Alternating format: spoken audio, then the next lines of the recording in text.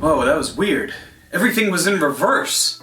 It's like I was a left-handed person. Is that what it's like to be a lefty? It must be. There are some facts you should know about left-handed people. They make up about 10% of Earth's population. They are 3 times more likely to become alcoholics than right-handed people, and they tend to be more creative. I didn't know you could measure creativity, but apparently you can, according to the internet. Welcome to yet another Legendary Licks episode where I dive into licks from guitar legends that fit into various categories that I come up with for a fun title. And you guessed it, today we are examining legendary licks from awesome left-handed guitar icons of the past and present. Leave a comment down below who your favorite left-handed guitar player is, because I'm sure I wasn't able to include all of them. And also, if you're interested in getting Guitar Super System, my learning platform for guitar players, for just $5, that's the biggest deal of the entire year. There are 2 days left to do that. Use the link down below. You don't have to use any coupon codes. It will automatically apply the discount, $5 for life, as long as you want to subscribe. It's my biggest sale of the year, and it happens one time a year, so get in on the action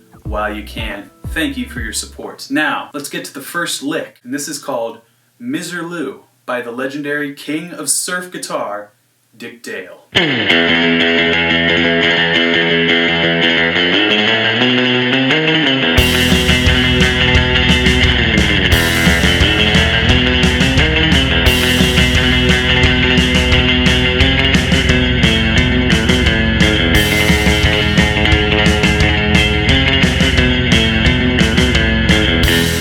This lick holds a special place in my heart because it is not only one of the first songs that I ever learned to play on guitar, not quite this proficiently, mind you, but one of the first things I ever learned, and also just one of the most iconic movie soundtracks of all time. Pulp Fiction, if you've ever seen that movie, this is the soundtrack for that movie. It's really just such a memorable, awesome sound. The fretting hand is doing pretty simple stuff, but the picking hand, wow. There's some acrobatics happening that I'd highly recommend checking out. So we'll just do the picking pattern first, and this is kind of what I deciphered.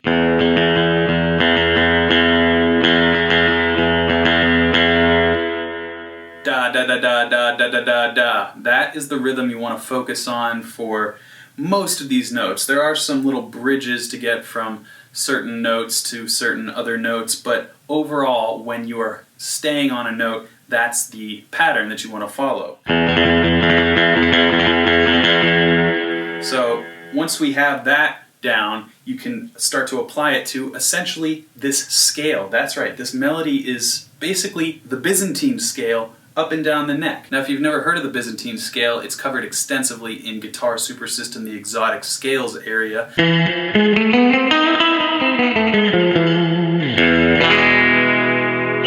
Very Middle Eastern sound there, and it's a very cool scale. It's not just for surf guitar, obviously. It sounds really cool in a rock context as well. But getting back to the Miserlou lick, we have just the E Byzantine scale.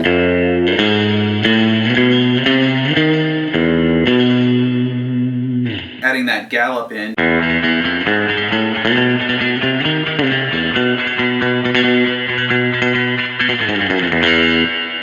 That's a fun thing to do. Just kind of gallop down 16th notes. Just like that. That just happens in the first part of the song, but really, if you want to get this down, I would just recommend listening to it over and over to get the articulations correct. More fun, I think, is just to get this rhythm down.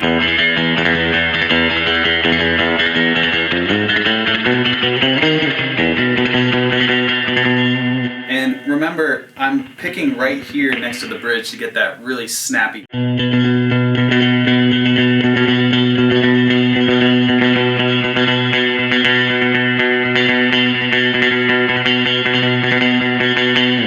That is the sweet spot. That's where you want to be to play this lick. And really, it's a real workout in the picking hand, so check it out if you're interested in sounding like a surfing king. Now, on to the next legendary lick from a legendary lefty. We come to the most legendary lefty of all time, and the most legendary guitar player of all time, Jimi Hendrix.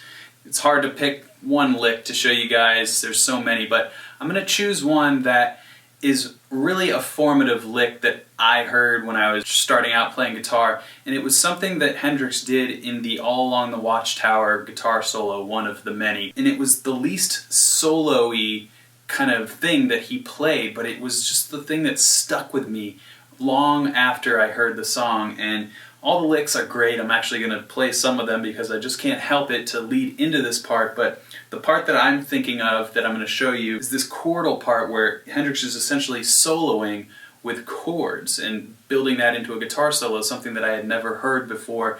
And it's just such a groovy, awesome lick to play, and I highly recommend you learn it note for note. It's not difficult, but we're going to start with a little bit of a lead-in just to get the vibe going.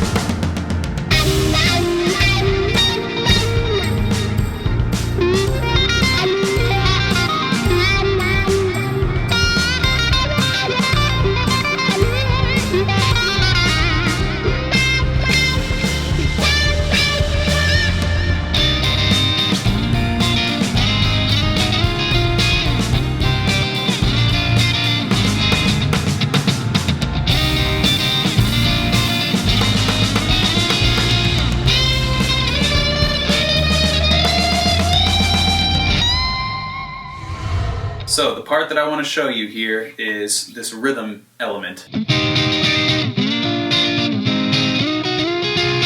Basically what we have here is, I'm playing this in the key of C minor. I think the actual song is a half step down, like E flat standard, so he's playing it in the C sharp position, but for all intents and purposes we're in C minor and we just have this bar going on, and I kind of do the Hendrix method where I have my thumb hanging over the bass note, so we have this C minor triad, and I have the bass note here, and you hear how it's kind of muted. I don't necessarily try to play the bass note during this lick. I'm really just have my hand there in case I accidentally hit it, because this is kind of a aggressive sort of sound, but you don't have to necessarily get that ringing out. You could just mute it. But either way, we have the C minor shape here. And the way this riff starts, it only does this one time. It actually starts with that 9. So that's what we have to start. And then we kind of roll into these major triads. So B flat major triad, A flat major triad. And then we take our two fingers in the same position here, and we roll up to this 8 and 7 and 10 and 9. So just such a crazy thing to play right there, because it's totally not in the key, but he's using it as a solo. I don't know how it works, but it really does. So again, starting off, and now when we come back to that, we do a hammer-on. And then same pattern here. And then 16th notes, just muting. Just so groovy, so awesome.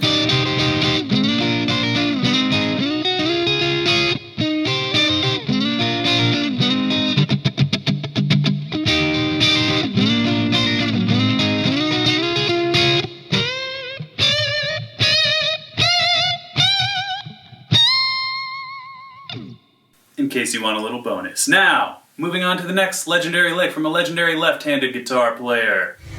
We arrive to a guitar player you knew we would end up at one point or another, Kurt Cobain of Nirvana, and this is a song that maybe a lot of you haven't heard before. This one's called Scentless Apprentice, and it's a really weird song. If you read the lyrics, he's talking about babies smelling like butter and people not having any sense of smell or any sort of sense at all. Really weird. It's from In Utero, so that's just a weird album overall. Kurt was a weird guy, but he was an awesome guitar player in his own right. Obviously not a technical guru, but that doesn't mean he wasn't great. And this particular lick is just so fun to play and so creative. Again, going back to that fact that I mentioned earlier about creativity in left-handed people. This is an extremely creative lick, and it's really simple. You'll get it down very quickly, as are most Nirvana licks, but this one in particular, if you've never heard it, I think it's just a fun one to try. So here we go. Scentless Apprentice. It gets heavy.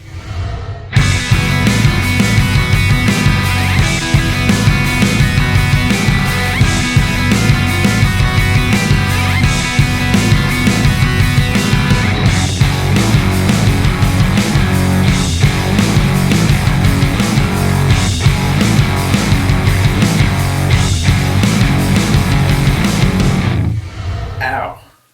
My neck is sore from headbanging. This lick right here, we just have open strings, first fret with the open B, second fret, open B, and then third fret, the open B, and slide up to, I don't know, the 19th fret. I think that's about the highest pitch he gets.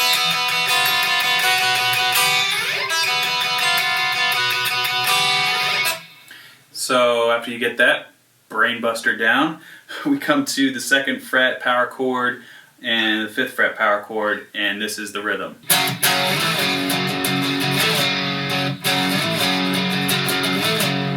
think that's harder than the little lick, but paired together create one really legendary lick from a legendary lefty.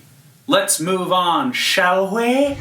So this one's kind of an honorable mention. I don't have a specific lick from a song, but this is a lick that this guitar player plays over and over in different fashions, and I think is just a staple signature sound that's worth learning. This is Albert King. I was doing a little deep dive on Albert's playing when I was researching for this video. John Mayer gets pegged as a Stevie Ray Vaughan guy, and there are a lot of elements of Stevie Ray Vaughan in his playing, but I think he also listened to a lot of Albert King, because there are some licks that Albert plays, especially in the live stuff that you can find, sounded exactly like John Mayer. I guess I should say John Mayer sounds exactly like him. So I think that there's more to John's influences than just Stevie Ray Vaughan, if you care about that. But anyway, if you never checked out Albert King, check him out. He's extremely aggressive with his bends in particular, and that's what I'm going to show you, just the idea of this bend and incorporating it into your blues vocabulary. Now, he actually played an upside down guitar, and what I mean by that is he was a lefty playing a right-handed guitar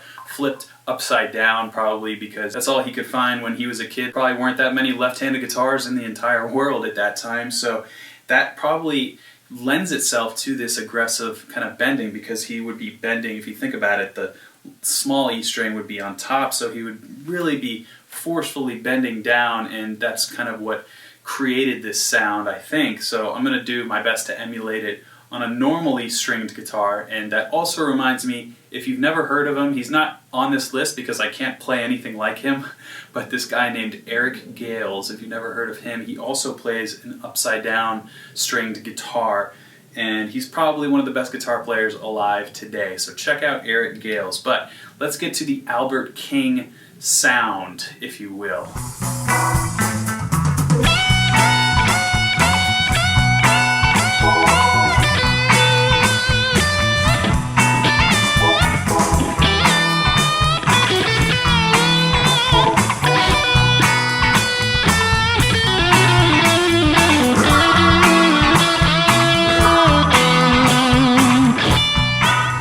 So as you heard there, we have this kind of thing going on.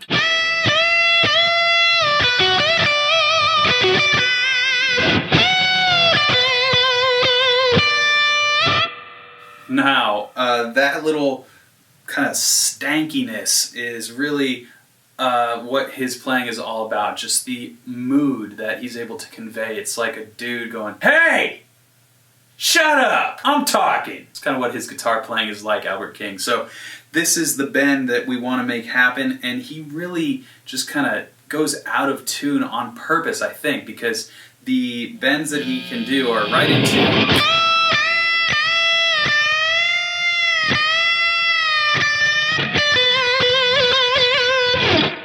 And you'll notice I'm vibrating that B string so much that I'm actually coming off the fretboard a little bit, and that was something that I picked up in his live performances, either from the energy of the performance, or maybe it was just a mistake, but I thought it sounded cool, so if you check it out,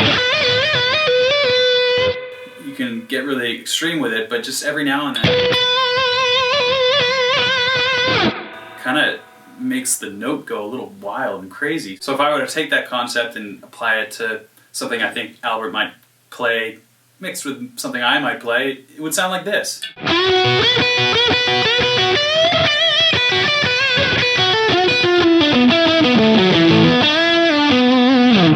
So he would also do that where we have, say we're in the C minor pentatonic scale, he would pull down from a whole step below to kind of mirror the note. And that's something I've gone over before. I just never realized that I probably picked it up in one way or another from Albert King. So with that, we move on to the final legendary Lefty, and it's a guy that I'm sure you anticipated being here. We are talking about Tony Iommi of Black Sabbath, maybe the most legendary Lefty behind Jimi Hendrix. This guitar solo that I'm going to play, I'm really going to tease out some of the tendencies of Tony Iommi in hopes that you will take some of them away. The guitar solo is actually pretty hard to learn just because there are so many nuances and habits of Tony's that I had to get down and listen to it 100 times just to get the inflections of the notes and just the slightly out of tune bends. His guitar playing so unique and awesome, sort of like a Jimmy Page type thing where it's pretty sloppy but in the best way possible. So this is the solo from Black Sabbath, the song. Basically, I'm going to go through the entire solo as best I can and then tell you what I think is very special that you can take away from it.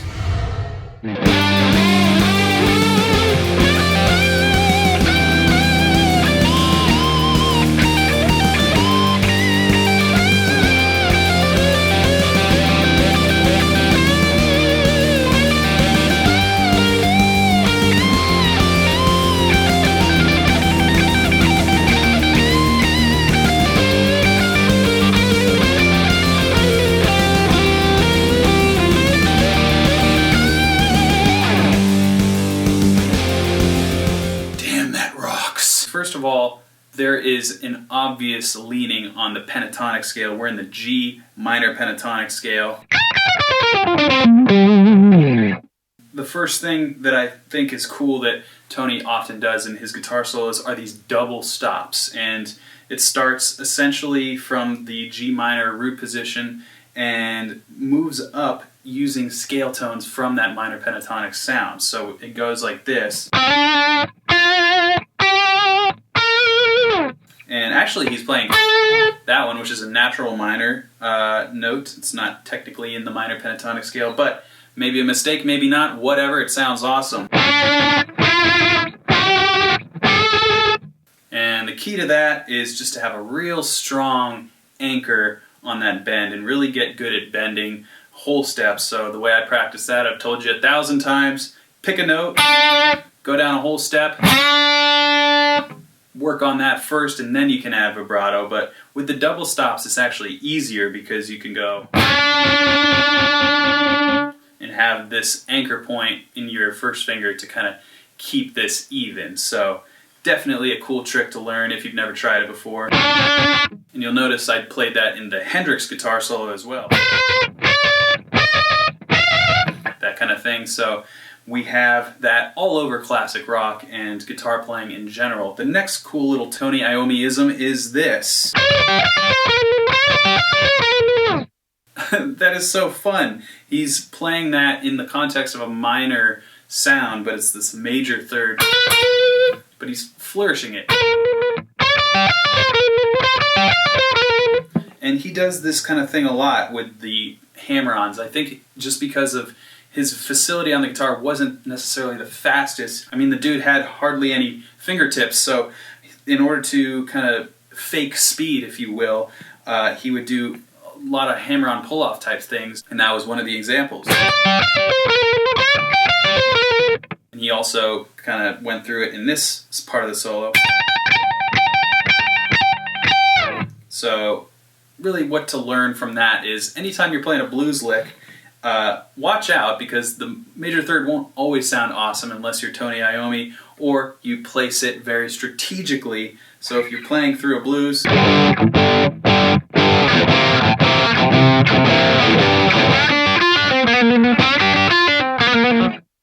it can sound pretty sweet. And the last thing there is just the overall groove. I can't really teach you to groove, but if you listen to enough of Tony Iommi's guitar playing, you will groove harder than you have ever before. That's why he's the riff lord. I hope you enjoyed this episode of Legendary Licks, and leave a comment if you have a suggestion for the next episode. And also don't forget to sign up for Guitar Super System. Just 2 days left to get the deal for $5 upon sign up. Check out the link down below. No coupon code required. Just sign up, pick a monthly plan or an annual plan, and I'll see you on the other side. Until then, keep shredding.